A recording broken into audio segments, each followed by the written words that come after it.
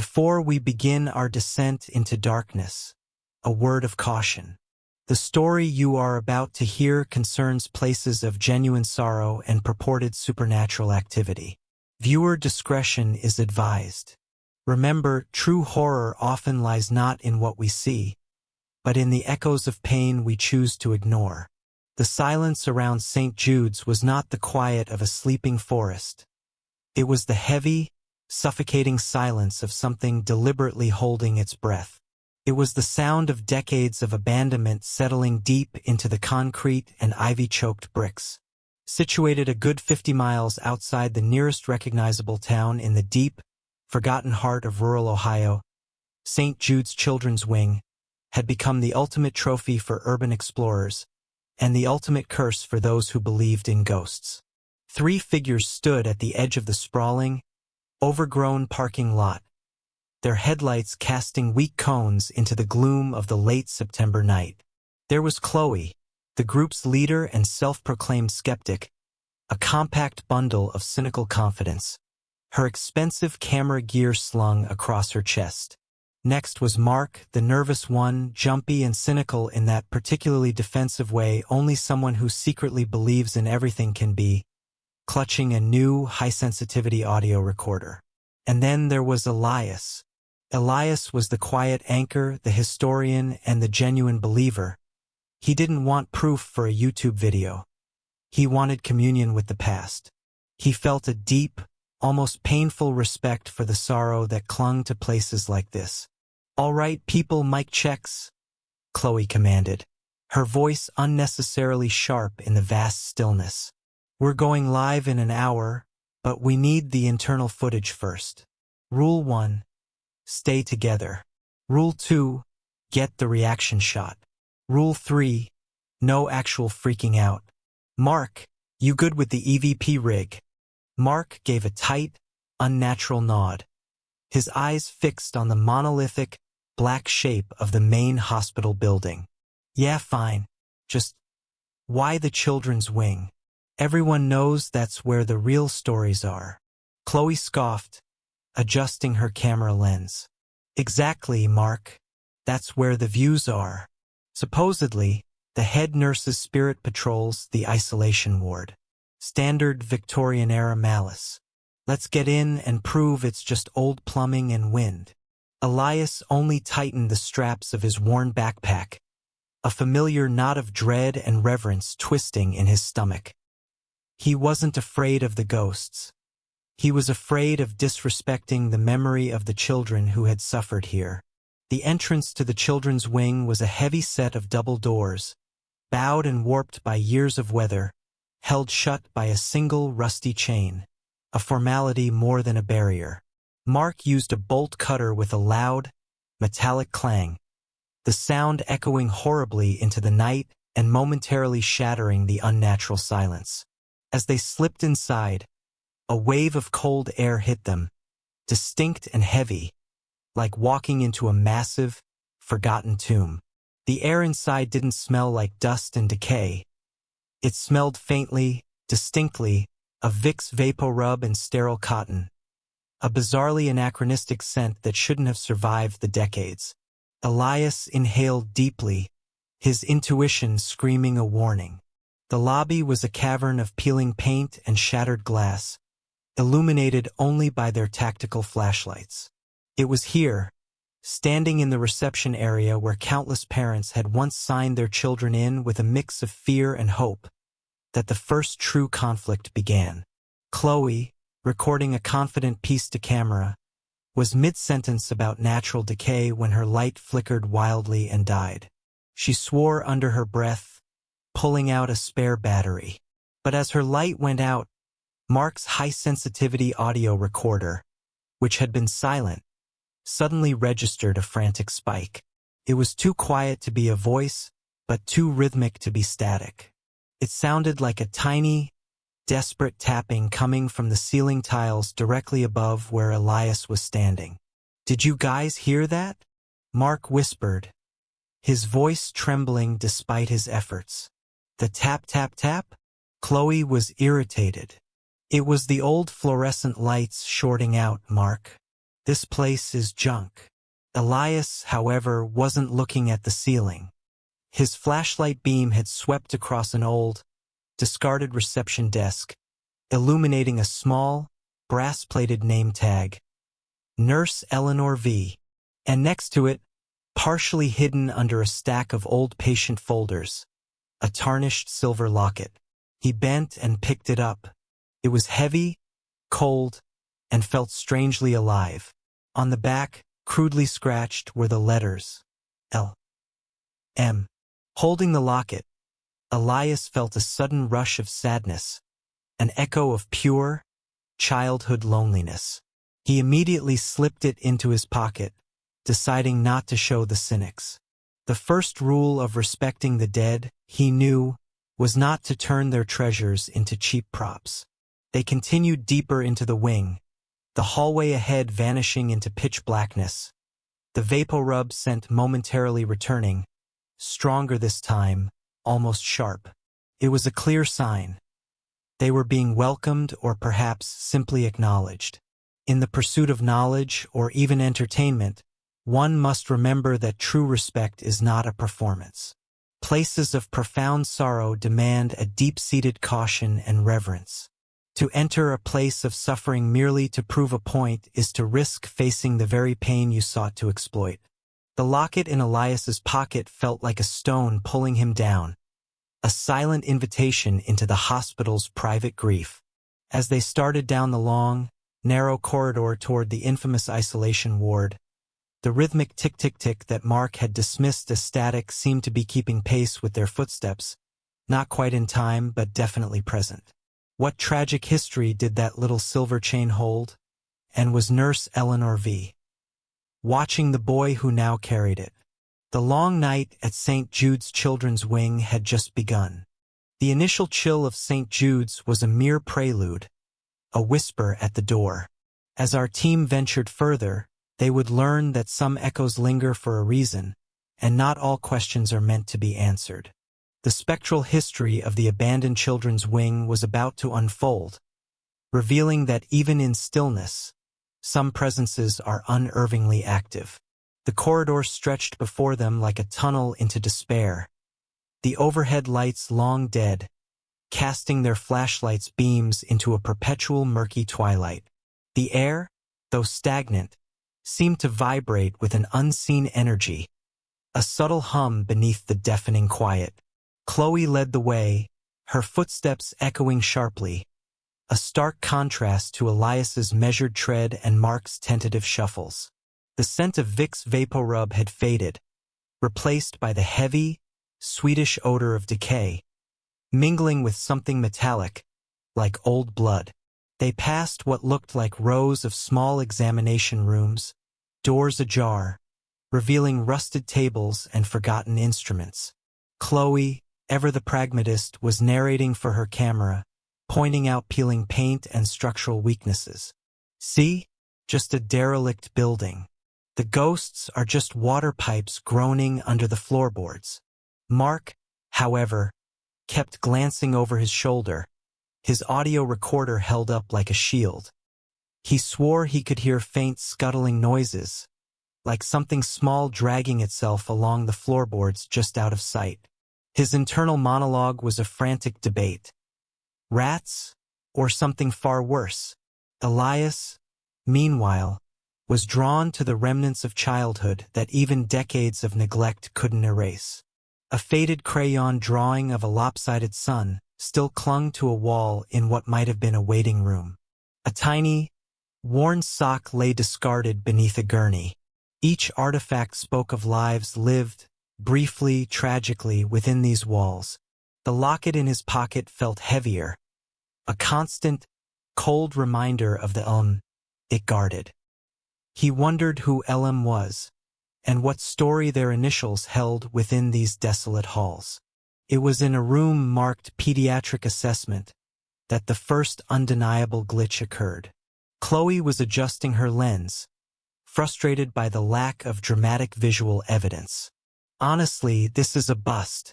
Nothing but dust bunnies and faulty wiring. Just as she spoke, Mark's brand new, top-of-the-line audio recorder, which had been performing flawlessly, suddenly began to emit a high-pitched, garbled static. He pulled it away from his ear, wincing. Whoa! What was that? He checked the settings. Everything seemed fine. But when he replayed the last 30 seconds, hoping to catch the anomalous static, something else emerged from the distortion. Beneath the hiss and crackle, faint but undeniably present, was a whisper. Not a distinct word, but a chilling sibilance that seemed to slither out of the speakers. She's coming. Mark's blood ran cold. He immediately shut off the recorder. Did you hear that? It wasn't static. It was a voice. Chloe rolled her eyes, her confidence unwavering. Mark, it's an abandoned hospital. There are electrical surges, old radio waves, anything. It's white noise. You're psyching yourself out. Elias, though, had heard it too. His eyes met Mark's, a silent acknowledgement of the impossible. The raw, primal fear on Mark's face was not manufactured for the camera. Chloe, determined to keep her narrative of skepticism intact, continued to prod. Come on, if something was here, it would do something dramatic. Not just a faint whisper. She tapped her foot impatiently, oblivious to the increasing tension. As she turned to walk out of the assessment room, Elias felt a sudden, intense chill, far colder than the general ambient temperature. He instinctively looked towards the end of the long, dark corridor they had yet to explore. For a fleeting second, he saw it. A tall, indistinct shadow, darker than the surrounding gloom, seemed to detach itself from the wall at the very far end of the hallway, before retreating back into the absolute blackness. It was gone as quickly as it appeared, but it left behind a distinct impression. They were being watched, and the watcher was not pleased. Elias said nothing. He knew arguing with Chloe was useless, and Mark was already on the verge of a breakdown. But the cold sensation lingered on his skin, a stark contrast to the slightly clammy feeling of the locket in his pocket. He realized then that the hospital wasn't just old. It was active, and the things within it, whatever they were, didn't care about their video or their theories. They simply were. As they moved on, deeper into the wing, Mark kept his recorder off, a silent acknowledgement that some things were better left unheard. The whisper, "She's coming," echoed not from his device, but from the depths of his growing terror. Cynicism, when taken to an extreme, can be a dangerous shield, blinding us to undeniable truths. To dismiss warning signs, whether from technology or intuition, is to invite greater peril. Sometimes the bravest act is to admit when something truly inexplicable is happening. The fleeting shadow, the whispered warning, they were no longer just stories for Mark and Elias. St. Jude's was beginning to peel back its layers, revealing an unseen presence with a singular, chilling purpose. As they ventured further into the labyrinthine halls, unknowingly drawing closer to the heart of the children's winged sorrow, the watcher's gaze felt heavier, more oppressive. What secrets did LM and the looming she truly hold within these haunted walls? Their journey into the nursery's echo had only just begun. Upward they climbed, leaving the relative normalcy of the ground floor behind. The higher levels of St. Jude's were rumored to house the worst sorrows, the isolation ward, the place of last recourse. It is a terrifying truth that in places built for care, cruelty often finds its deepest roots, and these roots sometimes remain, guarding the evidence of their malice. The ascent to the second floor felt different. The wooden stairs creaked beneath their weight with an almost musical regularity, yet the sound seemed instantly absorbed by the thick, oppressive air. If the ground floor smelled of Vicks and decay, this upper landing, leading directly to the isolation and long-term care wards, smelled intensely of disinfectant and a dry, chemical sterility that had somehow outlived the hospital's operation. This was the place where children were meant to get better, but often only found despair. They found the head nurse's office easily. It was slightly larger than the others, positioned strategically at the junction of two long hallways, providing a commanding view over both. The door was ajar, hanging crookedly on its hinges. Inside, the room was Spartan. A heavy, dark wood desk, a skeletal swivel chair, and a single tall filing cabinet, all covered in a fine layer of gray dust. This was the locus of power, the silent chamber where medical decisions, and perhaps non-medical cruelties, were carried out. Mark, his previous fear momentarily sidelined by an urge to document something real, cautiously approached the desk. He used his flashlight to sweep away the dust, revealing stacks of brittle papers. Under a large, outdated desk calendar, they discovered it, a heavy, leather-bound book, titled simply Daily Ward Log. Elias moved closer, his historian's curiosity overriding his fear. "This is it," he murmured. "The logbook, the record." They flipped through the book with painstaking care, the paper rustling like dry leaves. Most entries were mundane medical notes, but then they reached a section marked Disciplinary Notes. Here, the meticulous, severe handwriting of Nurse Eleanor V. dominated. Entry after entry detailed minor infractions. A child speaking out of turn, a tearful refusal to take medicine, or, chillingly, excessive imagination. The entries were almost always followed by a note of punishment, often 1 hour in padded room, or food restricted. The group paused at a series of particularly harsh entries concerning a patient identified only as L.M., the same initials that Elias had seen scratched onto the locket in his pocket. L.M. refused to share drawing materials. Must learn to control impulses. One night isolation. L.M. claimed to see bright lady by window. Delusional. Sedative administered. Must stop encouraging fantasy. Chloe read the entries aloud, her voice losing its cynical edge, replaced by a low, sickened tone. She was obsessive. This isn't discipline.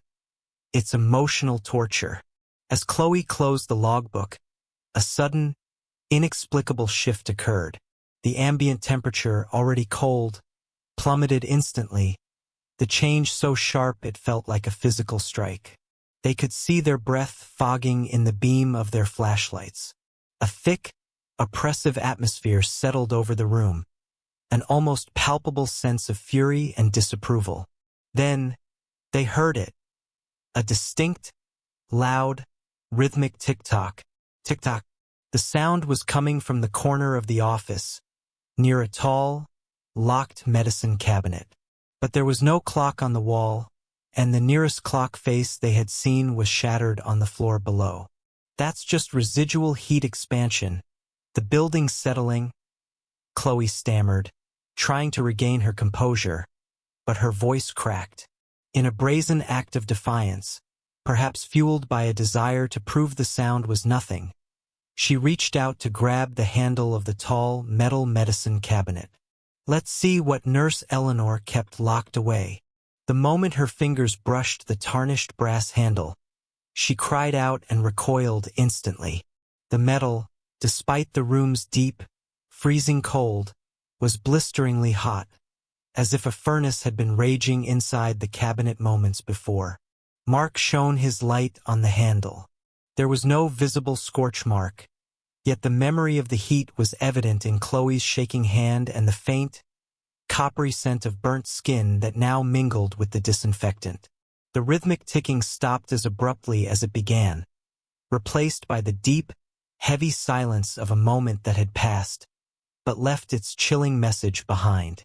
They were not alone, and this was not merely a house of historical sorrow. It was a protected domain, and they had just provoked its guardian. Elias realized. The nurse's spirit wasn't just here to haunt. She was here to maintain her order. There is a profound difference between respectful investigation and provocative trespass. When confronting a history marked by malice, one must exercise caution and respect, for some spirits remain to guard the very evils they committed, and they see curiosity as defiance. The searing heat of the cabinet handle and the non-existent clock were chilling confirmations of the hostility that saturated this wing. The logbook lay open, a silent testament to the cruelty of Nurse Eleanor V., and the locket in Elias's pocket now felt like a dangerous beacon, linking him to the child. They had found the domain of the Watcher, and she had just issued her first painful warning. The true horror was knowing that what protected the space was not a victim, but the perpetrator. What further evidence of suffering awaited them in the play area? They had trespassed in the domain of the Watcher and received her chilling rejection. Yet, the real horror of St. Jude's lay not in the cold authority of the nurse, but in the echoes of the small, lonely lives she presided over. Moving from the office of power to the wreckage of the play area is to move from malice to pure, concentrated sorrow. Here, amongst the broken remnants of childhood, their contempt for the past would meet its silent, terrifying consequence. The team retreated quickly from the head nurse's office, the metallic smell of Chloe's singed hand serving as a potent deterrent against further exploration of the forbidden medicine cabinet. They followed the hall to a large, sun-drenched or once sun-drenched room designated as the children's recreational and learning area. This space was the antithesis of the nurse's cold, orderly domain. It was a scene of utter wreckage, a silent scream of abandonment. Dust coated everything. A skeletal rocking horse lay on its side, one glass eye staring vacantly at the ceiling. A blackboard still held faint, chalky remnants of lessons long forgotten. But it was the array of small, broken toys scattered across the cracked linoleum floor that spoke loudest of the wing's sad history. Dolls with missing limbs, wooden trains derailed forever, and a forlorn stack of brightly colored, antique wooden blocks. Elias stopped, his chest tight with empathy. This room was saturated with the lingering, heartbreaking energy of lonely children trying to fill endless, painful days. Mark's light swept across a low table where a stack of child-made drawings was pinned beneath a rusted compass. They carefully examined the brittle paper. The drawings were simple yet profoundly unsettling. They depicted sunny outdoor scenes, trees, swings, and smiling nurses, but with a terrifying consistency. One single, enormous figure was always drawn towering over the children, her face a harsh, geometric mask, her hand often holding a ruler or a syringe. It was clearly Nurse Eleanor V., depicted through the terrified eyes of her small, helpless charges. The drawings were a silent, decades-old accusation. "Look at that," Elias whispered, pointing to one drawing. The kids saw her as a monster. They weren't just misbehaving. They were scared. Chloe, her skepticism wavering after the hot handle incident, felt a wave of profound guilt for their exploitative mission. She hated the feeling of being wrong, of being genuinely afraid. She needed to reassert control, to prove that this overwhelming sadness was just mold and atmosphere. Her eyes settled on the pile of antique wooden blocks. They were meticulously stacked near a shelving unit, perhaps by an earlier explorer, or perhaps just settled by the decay. Chloe, recording herself, walked deliberately over. "This is classic emotional manipulation," she stated, her voice tight but firm. "It's a place of sorrow, yes, but that doesn't mean it's haunted. I'm going to demonstrate how easy it is to mistake natural settling for an event." With a quick, sharp motion, she kicked the bottom block. The small tower collapsed with a clatter, the 100-year-old wood scattering across the dusty floor in a satisfying, destructive explosion. The sound echoed, and then the world went impossibly quiet again. Mark held his breath, waiting for the expected gust of wind or slamming door. But what happened next was unnervingly subtle. In the far corner of the room, near the rocking horse, a single, tiny, red block tilted upright. Then, slowly, silently, and with an almost perfect deliberation that defied physics, another block slid across the floor and nudged against the first. One by one, without a visible draft, without a vibration in the floor, the scattered wooden pieces began to move. They rolled, slid, and clicked together, reassembling themselves not into the random pile Chloe had destroyed, but into a small, crude tower, lopsided, childlike, and perfectly complete. The act was mesmerizingly slow and terrifyingly willful. It wasn't an explosion of supernatural energy. It was a quiet, deliberate protest. Chloe stared, her camera momentarily forgotten, her face pale.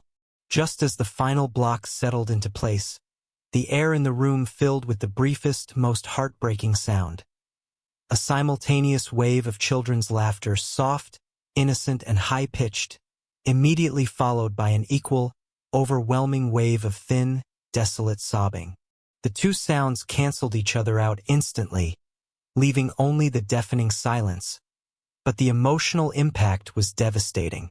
Elias squeezed his eyes shut, feeling the full, wrenching sorrow of the children's spirits, the joy of their simple play, and the terror of their looming confinement. The greatest disrespect is the willful destruction of another's peace, especially the innocent. Genuine fear arises not just from power, but from profound sadness and injustice. When we exploit the pain of the past for trivial gain, we only amplify the echoes of suffering. The silent reconstruction of the block tower was an undeniable message. We are here. We remember. Chloe's reckless provocation had awakened something more complex than the nurse's anger. It had stirred the deeply wounded, lonely spirits of the children she had tormented. The laughter and the weeping had faded, but the moral dilemma remained. Had their selfish pursuit of content trapped them in the nursery's echo? The isolation ward lay just down the hall, and Mark, unnerved and distracted, was about to stumble directly into its grip. The children's gentle, invisible protest was a profound shock to the cynical crew, but the hospital's menace was twofold: the lingering sorrow of the victims and the active malice of the tormentor. As Chloe and Elias processed the unnerving reconstruction of the blocks, one member of their team, consumed by nervous distraction, was about to stumble into the very cage designed to break the spirits of the young, the isolation room. The quiet horror of the play area had successfully stripped away Chloe's arrogance. She stood staring at the reconstructed tower, her breath catching in ragged gasps, finally understanding the true, terrifying nature of what they faced. Elias gently put a hand on her shoulder, his own heart heavy. "This isn't just a place, Chloe. It's a memory, and the memories are angry. They needed a way out and fast, but the initial exit seemed impossibly far away now." While Chloe and Elias were preoccupied with the toys, Mark, who had been struggling severely since the "she's coming" whisper, slipped away. He didn't mean to abandon them. He was simply overwhelmed. The simultaneous sound of children's laughter and crying had shattered his last pretense of skepticism. He needed to find a quick, alternate route, a back staircase, an old service elevator, anything to escape the oppressive, conscious atmosphere of the central ward. He followed a short, dimly lit side corridor that was choked with rusting equipment. His flashlight bobbed nervously, illuminating a series of small, heavy doors, each one bearing a small, thick glass window at eye level. He immediately recognized the horrifying significance of the small space behind the last door, an isolation room. It was tiny, with walls thickly padded with peeling, discolored canvas, and a floor of worn, seamless rubber. It was a space designed to absorb sound and spirit. Mark paused at the glass, shining his light inside. The room felt colder, emptier than any other space in the wing, a vacuum of human connection. He saw disturbing, irregular scratch marks covering the padding, not just scrawls, but deep, frantic gouges, as if someone had clawed relentlessly at their prison wall. He leaned closer to document the silent horror on his camera, his audio recorder thankfully still off. It happened in an instant. A sudden, powerful surge of air rushed down the corridor, feeling heavy and smelling strongly of the chemical sterility from the nurse's office. The heavy wooden door, which had been standing slightly ajar, slammed shut with a concussive boom that rattled the floorboards. Mark yelped, stumbling back. He fumbled for the thick brass handle, but it had instantly twisted into a locked position. He was trapped, sealed inside the children's padded cell. Panic flooded Mark's senses. He shouted, banging on the heavy door, his voice muffled and flat against the thick padding. "Chloe! Elias! The door! It locked!" Inside the oppressive silence, the scratches on the wall seemed to writhe in his flashlight beam. The air became icy, and Mark could clearly hear it now, not through his recorder, but with his own ears. The sound of slow, heavy, measured footsteps approaching down the hall outside. Tick-tock, tick-tock. It was the same rhythmic, deliberate pacing they had heard in the nurse's office, but this time, it was unmistakably real and terrifyingly close. Chloe and Elias heard the monumental slam and Mark's muffled shouts. They raced to the end of the corridor, flashlights slicing through the gloom. They reached the door just as the pacing footsteps outside slowed to a stop. Through the small, thick glass window, they could see Mark, pressed against the back wall, his face a mask of paralyzing terror. "It locked! She's out there!" he screamed, pointing frantically at the door. As they watched, a momentary shadow, tall, imposing, and too angular to be human, moved past the small window, blocking the light for an agonizing second. The footfalls stopped directly outside the door, and the air around the small window grew cold enough to mist the glass. Chloe and Elias frantically tried the handle, pulling, shaking, and kicking the door, but it was immobile, sealed by a force far stronger than a simple rusted lock. They were locked out, and Mark was locked in, at the mercy of the unseen watcher, the vengeful keeper of the isolation room. Fear often leads to reckless and isolated actions, which can be exactly what a manipulative, malevolent force desires. In times of true peril, unity and communication are the most potent defenses. Bravery isn't the absence of fear, but acting to protect others, even when you are terrified. The silent, imposing shadow outside the isolation room was the starkest proof yet of Nurse Eleanor V's active presence. Mark was sealed in a cage designed for sorrow, and his companions were powerless to help. With the nurse standing guard, the tension was unbearable, but to save Mark, they would have to confront the source of the evil directly. A small, cryptic chart detailing the death of a lonely child, waiting in the next room. Mark's confinement was the nurse's answer to their disrespect. Trapped in the padded silence, he faced the cold fury of the watcher, while Elias and Chloe struggled with a locked door. Their only hope lay not in brute force, but in finding the truth that the head nurse desperately tried to hide. A truth written in a child's chart, waiting in the next room, and stained with the color of malice. The desperation in Mark's eyes, visible through the small glass pane of the isolation room door, spurred Elias and Chloe into frantic action. They hammered on the door, shouting Mark's name, their flashlights trained uselessly on the immovable brass handle. The air was thick with the chilling presence of the nurse. She was near, she was watching, and she was satisfied with her captive. Elias, realizing force was useless, gripped the locket in his pocket. It pulsed with an intense cold, a distinct, guiding pressure. "We can't open it, Chloe," Elias gasped, pulling back, his hands stinging. The lock isn't rusted. It's being held shut by her. We need to find what she's protecting or what she hates. Something that will make her move. Chloe, pale and humbled, nodded. Her earlier cynicism burned away by the hot handle and the sight of Mark's terror. The files. Her office. There has to be a detailed chart for LM. She seemed obsessed with that child. They sprinted back to the head nurse's office, the rhythmic tick-tock of the invisible clock seeming to follow their hurried steps. They tore through the disorganized filing cabinet, ignoring the general medical records, searching only for anything bearing the initials L.M. Finally, under a heavy ledger of expired medications, Elias found a single worn manila folder, the edges tattered, marked with a small, faded ink stamp. L.M. Deceased.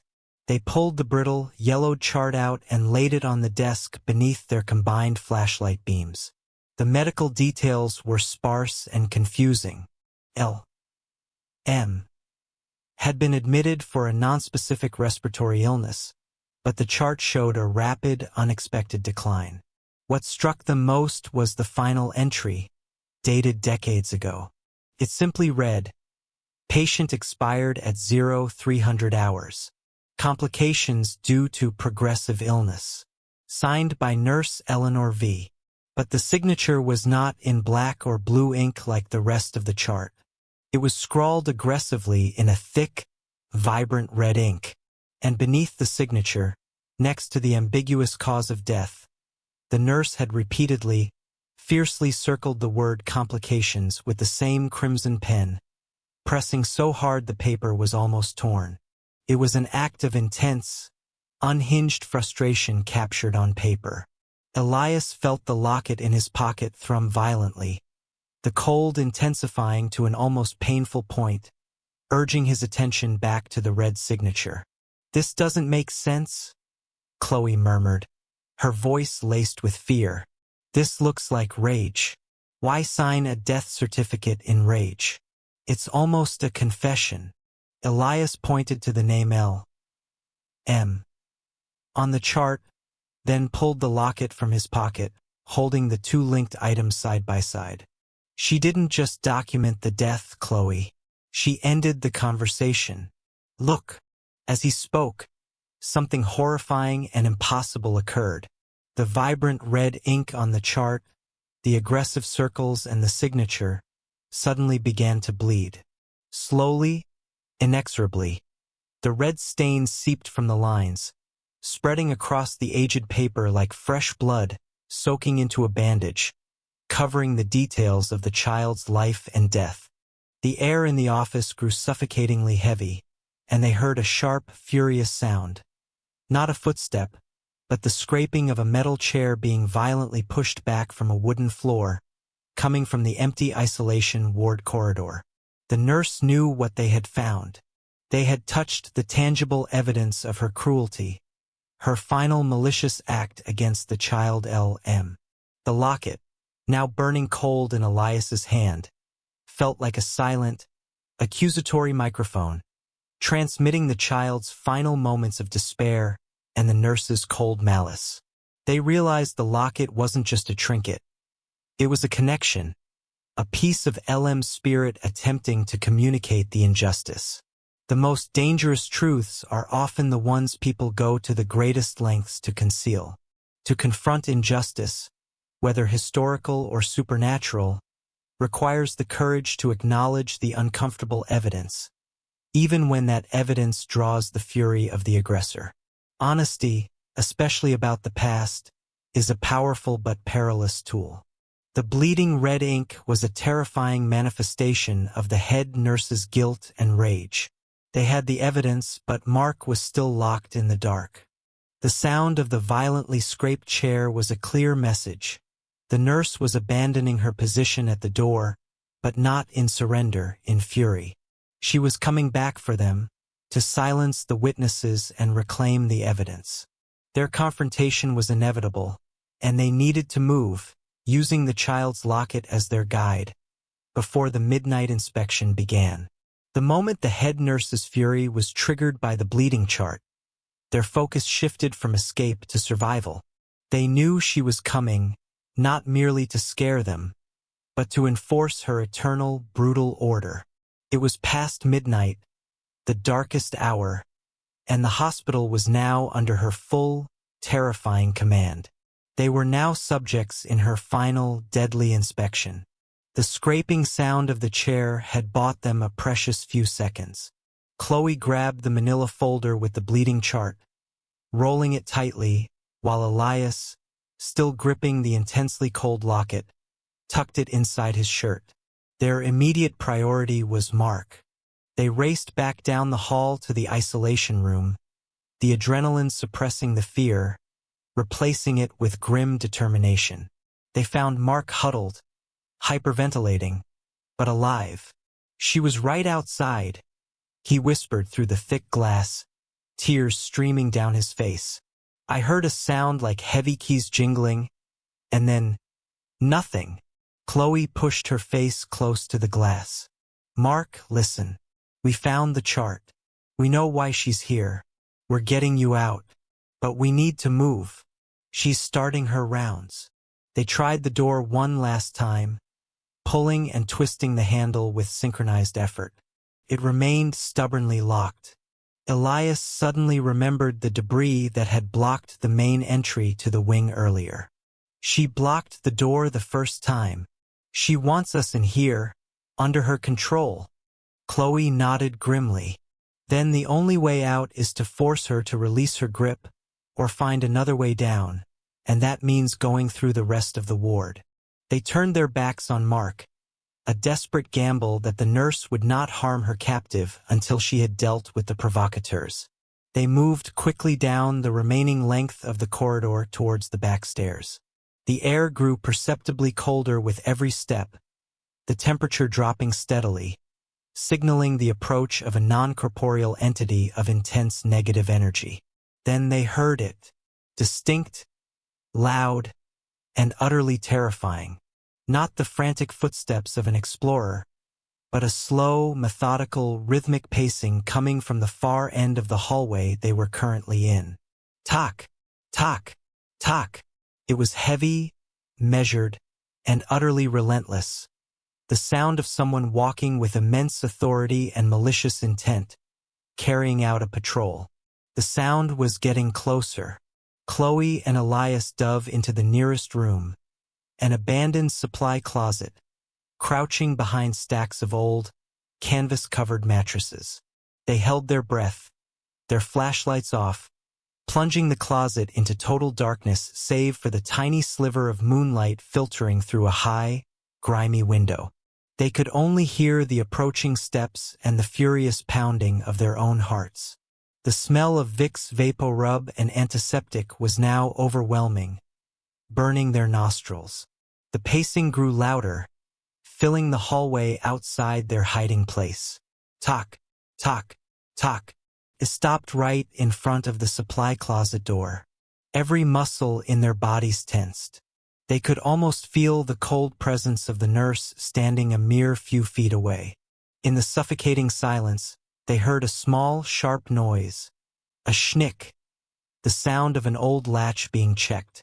The doorknob to the supply closet slowly, agonizingly, began to turn.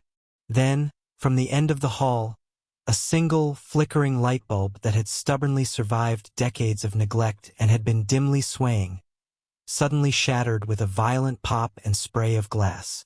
The sound was a loud, aggressive punctuation mark to the nurse's presence.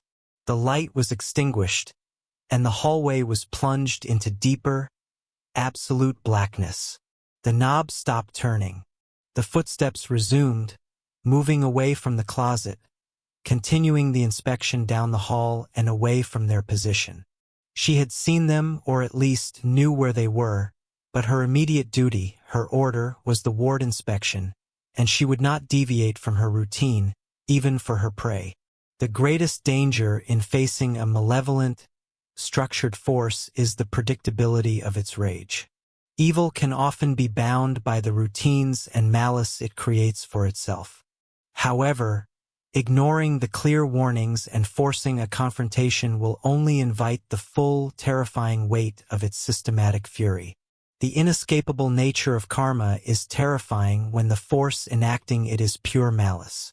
The shattered bulb was a terrifying display of power, a threat issued in darkness. The nurse's rigid adherence to her inspection was the only thing that saved them.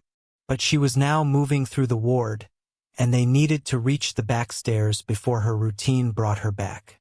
With Mark still locked away, and the weight of LM's injustice heavy on Elias's chest, they had one horrifying destination left.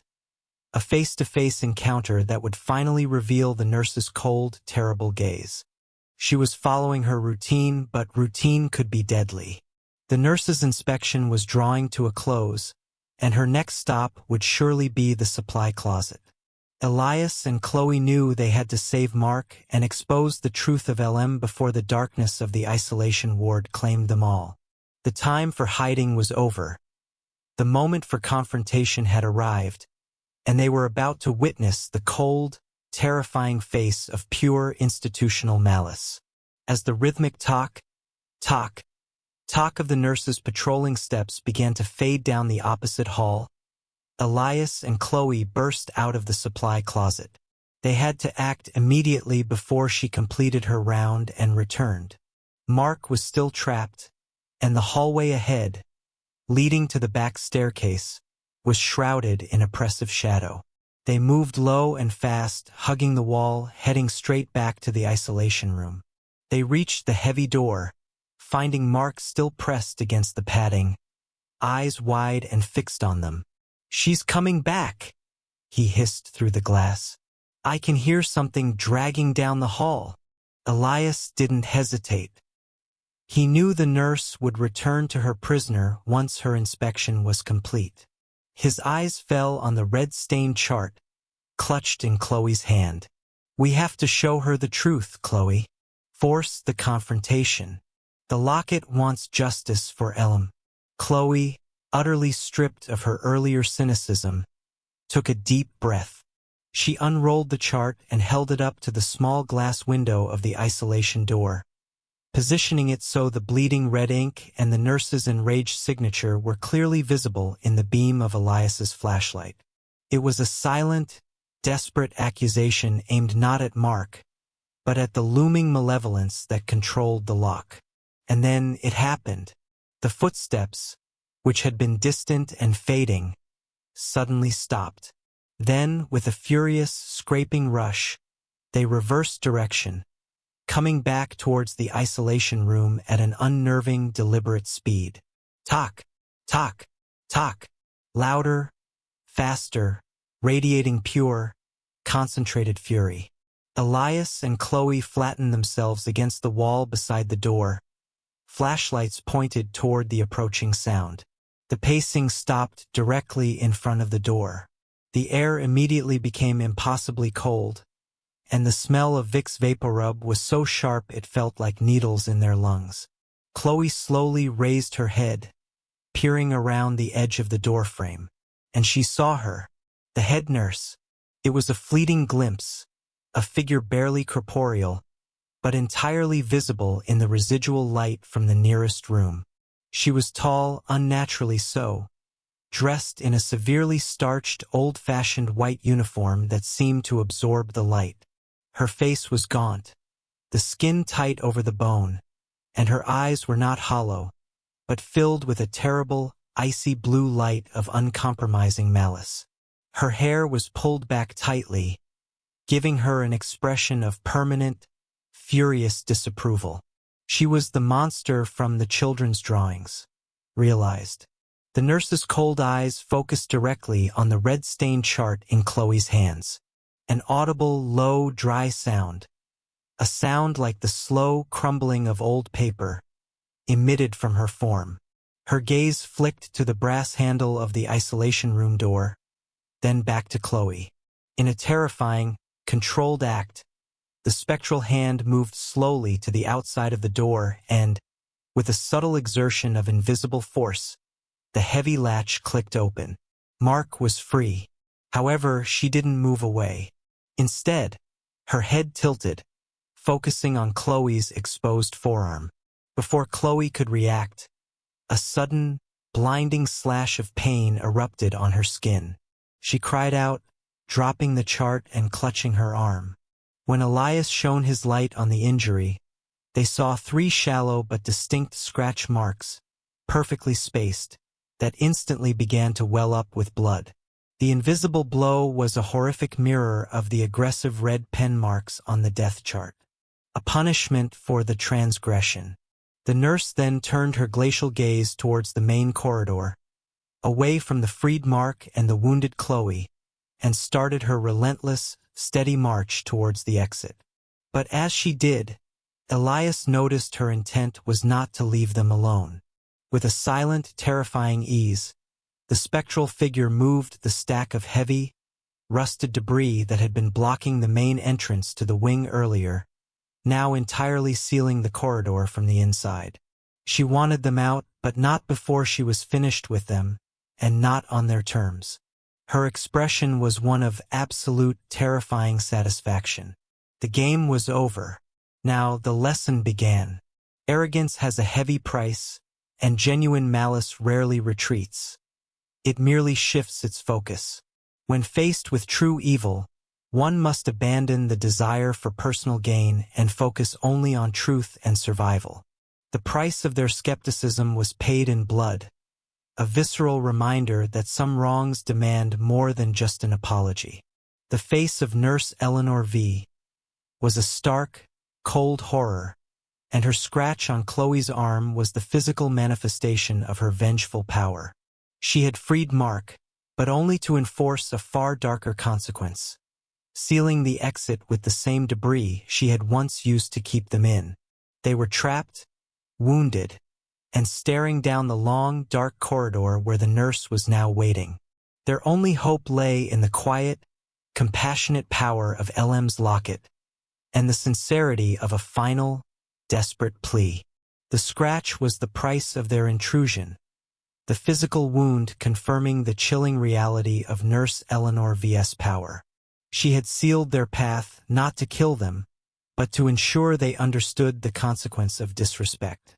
Now, trapped between a relentless malice and a desperate escape, Elias realized the path to freedom was not through fighting the aggressor, but by honoring the victim. Compassion, he knew, was the only counter to true coldness. Mark stumbled out of the isolation room, rubbing his wrists, his terror giving way to dazed relief. He immediately saw the red, angry marks swelling on Chloe's arm. "Oh my God, Chloe!" She waved him off, her face tight with pain and shock, her fear now replaced by cold, rational determination. "It's fine. We provoked her. Now she's blocking the exit. We have to move, but Elias is right. We can't fight her. We have to appeal to the children." The air was still thick and cold, but the relentless talk had ceased. The nurse's presence was no longer a moving patrol but a static, powerful barrier at the main entrance, watching them from the shadows. Elias, kneeling to retrieve the blood-stained chart, pulled the locket from beneath his shirt. It was now radiating an almost unbearable, painful cold, but beneath the cold, he detected a faint, distinct vibration, a desperate need to be heard. "LM is still here," Elias whispered, addressing the heavy silence of the room, ignoring the 2 cameras still running. "She needs recognition. She needs to know someone knows the truth." Mark, his skepticism utterly destroyed, looked from the chart to the locket. He understood. His equipment had failed when he was looking for proof. Now he realized it needed to be used for sincerity. He quickly turned his camera on, not focusing on the locket or the chart, but aiming the lens directly at the darkest corner of the room, the source of the greatest sorrow. "To Elam and all the others," Mark started, his voice raw with sudden, profound guilt and empathy. "I'm sorry. We came here looking for a show, for easy horror. We disrespected your memory. We didn't believe your pain was real, but it is. I am so sorry for treating your suffering like a story. We will tell your truth. Please, forgive us, and please, help us leave this place." As Mark finished his heartfelt, unscripted apology, Elias carefully unclasped the silver locket. He looked at the inscription L.M. and placed it gently on the center of the dusty, empty bed that had belonged to the deceased child, the last act of recognition and reverence. He then placed the manila folder with the red-stained chart still inside, next to the locket. "Your story ends here," he said softly. "Rest now." The effect was instantaneous and profound. The room, which had been painfully cold, was suddenly flooded with a momentary, gentle blue light, emanating not from the ceiling or the windows, but from the vicinity of the empty bed. The freezing, heavy atmosphere instantly dissipated. The oppressive smell of vapor-rub and antiseptic vanished, replaced by the faint, fresh scent of autumn leaves and clean, old air. The feeling of being watched, of being subject to the nurse's terrifying gaze, lifted entirely. The rhythmic pacing did not return. The silence that followed was not the heavy, unnatural silence they had encountered upon entering, but the peaceful, deep silence of a place that had finally been released. The malice was gone, or at least, subdued by an act of genuine, selfless compassion. The children's echo, having received its due apology and recognition, had finally found its peace. They were free to leave. The most powerful force against malicious spirits or persistent injustice is not brute force or technology, but the sincerity of human compassion. To truly confront the darkness of the past, one must honor the victims and acknowledge their suffering. Healing, even for the spirits, begins with a sincere apology. The silent exchange of the blue light and the cleansing air was the children's acceptance. The nurse's malevolence had been countered, not defeated, but momentarily neutralized by an act of sincere compassion. The path was clear, but the cost was high. A broken camera, a physical wound, and a shattered belief system. They left the locket and the chart where they lay, the final pieces of LM's truth. Now, they faced the dawn, forever changed by the echoes of St. Jude's. But was the nurse truly gone, or had she merely decided their lesson was complete? The silence that descended upon St. Jude's was a silence of peace, not oppression. They had paid the price for their arrogance, but gained freedom through compassion. As the sun rose over the desolate hills of Ohio, the three trespassers emerged, shaken, changed, and carrying a story far heavier and more real than the ghost hunt they had planned. But in folklore, the ending is rarely the end, and sometimes a final act of grace holds a chilling question. Elias, Chloe, and Mark moved through the abandoned hospital lobby like sleepwalkers. The debris that Nurse Eleanor had used to seal the corridor, the rusted gurney, the broken file cabinets, was now inexplicably gone, cleared away, leaving their path to the front doors unobstructed. They walked past the reception desk where Elias had found the locket, each one carefully avoiding looking at the spot. They had left the silver charm and the damning chart resting on LM's empty bed, a final, sincere offering of peace. They reached the exterior double doors, the ones Mark had cut the chain from hours earlier. The chain, which should have been lying snapped on the ground, was nowhere in sight. They pushed the doors open, and the weak, gray light of pre-dawn hit their faces. The thick, suffocating silence of the hospital was replaced by the familiar sounds of the rural landscape, the chirping of crickets preparing for the day, and the damp scent of morning dew on the overgrown fields. As they stumbled out, taking deep, shaky breaths of the clean, cool air, they glanced back one last time at the monolithic, ivy-choked structure of the children's wing. The windows, which had seemed to glare at them in the dark, now looked merely like empty, dirty panes. The hospital was silent, inert, a tomb once more. But then, Chloe noticed something. The large, heavy oak doors they had just pushed open, the doors that had been warped, bowing, and barely hinged, looked marginally different. The brass handles, which had been tarnished and black, now possessed a faint, almost imperceptible sheen, as if they had been recently and very lightly polished. They climbed into their dusty SUV, the shattered light of Mark's camera and the stinging, scratched lines on Chloe's arms serving as tangible evidence of the night's terror. They drove away in silence, the rising sun illuminating the desolate rural road. They didn't talk about the footage, the lost equipment, or their careers. They talked only of Elam, the nurse, and the sheer, overwhelming power of a child's unresolved sorrow.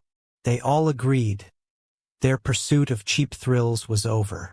They would never return, and they would never use the pain of others for content again.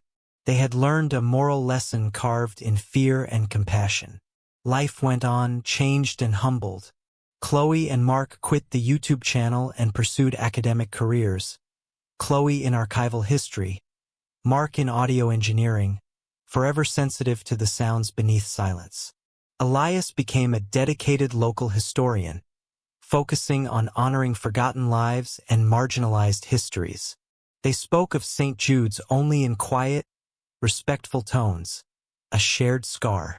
5 years later, Elias received a small, unmarked package in the mail. There was no return address, only a simple, hand-canceled postage stamp. He opened the box with a feeling of deep dread. Inside, nestled on a bed of tissue paper, lay a single item, the tarnished silver locket with the initials L.M. scratched on the back. It was no longer tarnished. It was clean, polished, and bright, shining like a new penny. Tied to the small, thin chain was a tiny, delicate white silk ribbon, knotted with simple, childlike care. Elias held the locket, feeling the familiar weight, but not the cold. It felt warm, peaceful, and strangely grateful.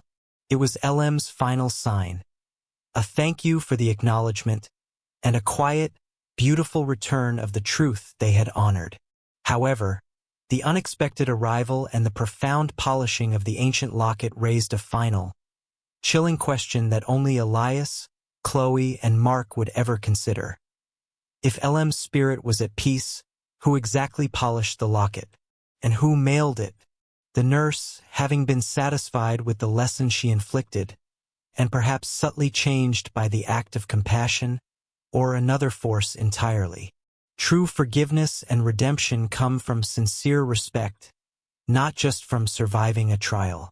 But when dealing with powerful forces of the past, even a peaceful resolution can leave behind a chilling ambiguity. The truth you seek may grant you freedom, but the echoes of the darkness you faced may follow you forever, as a gentle, yet constant, reminder of the lesson learned. The nursery's echo had faded, but the returned locket was a reminder that some stories never truly end.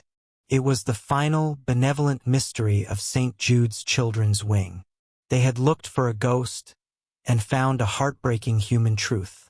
They had looked for a thrill and found a lasting, painful peace. The lesson was learned, the scar remained, and the ghost of the angry nurse, satisfied with her punishment, had finally left the children to their quiet rest. Or had she?